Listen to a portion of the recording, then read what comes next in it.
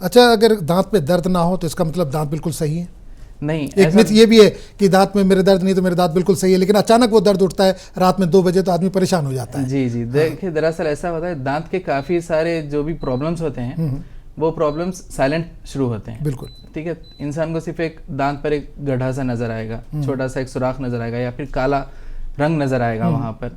तो उसके हिसाब से वो लोग आगे जैसे जैसे डीप होता रहेगा जो भी कैविटी है वहां पर, तब इंसान को तकलीफ होने लगती है, और तब तक काफ़ी लेट हो जाती है कि तकलीफ होने तक। जितना अर्ली स्टेज में हम लोग मालूम कर लेते हैं, उतना अर्ली स्टेज में हम लोग उसको ट्रीट करने पर कॉस्ट भी कम लगता है, उसको ठीक करने में टाइम भी कम लगता है, और उसको ठीक करने में पेन भी कम लगता है। अच्छा, ये ऑपरेट, क्योंकि ये आप सर्जन हैं, ये ऑपरेट करने की नौबत कब आती है? कितनी, मतलब क्या, किस स्टेज पे जाके कि ऑपरेट करना ही पड़ेगा? ऑपरेट इनिशियल स्टेज में ही कर सकते हैं हम लोग, जैसे कि सीमेंट होता है, फिलिंग जिसे कहते हैं आमतौर पर, मसाला भरना जिसे आम लैंग्वेज में कहा जाता है।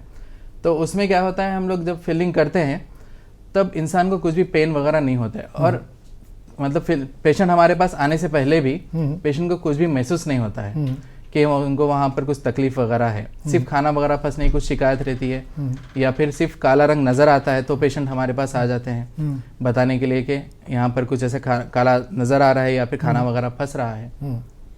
अच्छा, ये रूट कनाल जो करते हैं तो उसका क्या तरीका है, उसको कब करते हैं? मतलब आपने फिलिंग करने से पहले रूट कनाल ज़रूरी है? फिलिंग करने के बाद में रूट कैनाल ट्रीटमेंट करना होता है दरअसल। जैसे कि फिलिंग वाला जो स्टेज होता है सेकेंड स्टेज होता है।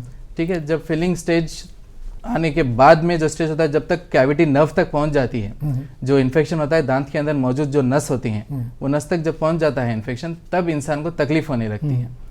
तब हम लोग जब रूट कैनाल ट्रीटमेंट वगैरह करते हैं तो इंसान को तकलीफ नहीं महसूस, वैसा कोशिश करते हैं हम लोग।